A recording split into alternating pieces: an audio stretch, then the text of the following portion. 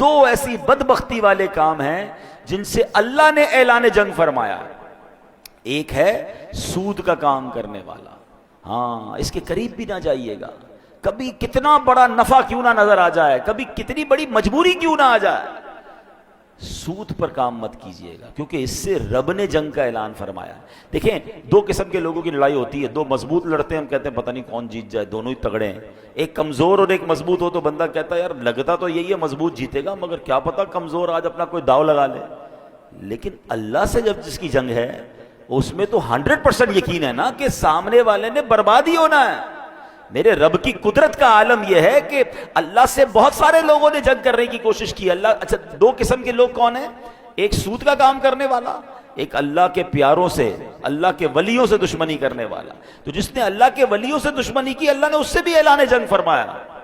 تو آپ دیکھیں جب رب اپنی قدرت کا نظارہ دکھاتا ہے نا, تو نمرود نے خدائی کا دعویٰ کیا تھا, اللہ سے جنگ کی تھی نا, تو اللہ نے اس کو کوئی بہت بڑی چیز سے ہلاک نہیں کیا, اس کو مچھر سے ہلاک کر دیا.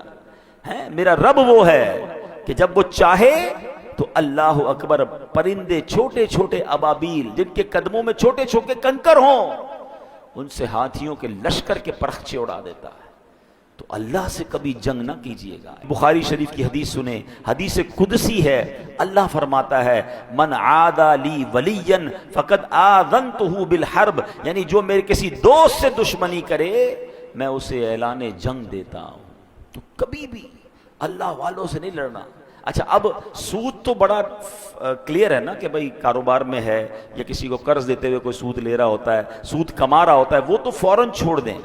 لیکن اللہ کے ولی سے, اللہ کے پیاروں سے دشمنی, یہ تھوڑا سا ٹپیکل معاملہ ہے, کیونکہ ہمیں کیا پتا اللہ کا کون کون پیارا ہے. بہت سارے پیارے تو مزارات میں چلے گئے, مگر کیا اب اللہ کے پیارے اس دنیا میں نہیں ہیں؟ کیا اولیاء کرام نہیں ہیں؟ اللہ اکبر. یہ یاد رکھنا ہوگا کہ اللہ نے اپنے ولیوں کو اپنے بندوں میں چھپا کے رکھا ہے. ہمیں نہیں پتا کہ ہمارے ساتھ نماز پڑھنے والا, برابر بیٹھنے والا, ہو سکتا ہے ہمارا ہی ملازم ہو اور اللہ کی بارگاہ میں اس کا کوئی بڑا مرتبہ ہو.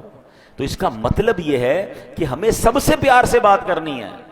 بلکہ حدیثوں میں تو ایسے ایسے الفاظ ملتے ہیں کہ کچھ لوگ ہوتے ہیں جن کے پرا گندہ بال ہوتے ہیں, میلے کچیلے کپڑے ہوتے ہیں, جن کو کوئی اپنی محفل میں نہیں بلاتا, وہ نہ آئے تو کوئی نوٹس نہیں کرتا, مگر اللہ کی بارگاہ میں ان کا وہ مقام ہوتا ہے کہ اگر وہ قسم اٹھا لیں کسی بات پر تو اللہ ان کی قسم کو پورا فرما دیتا ہے.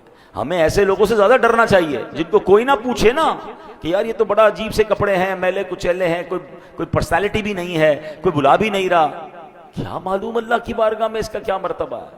تو آلویز سب کے ساتھ پیار سے, عزت سے, اس ڈر سے رہے کہ اگر اس کا مرتبہ اللہ کی بارگاہ میں بڑا ہوا اور میں نے اس کو ناراض کر دیا تو رب نے اعلان جنگ فرمایا.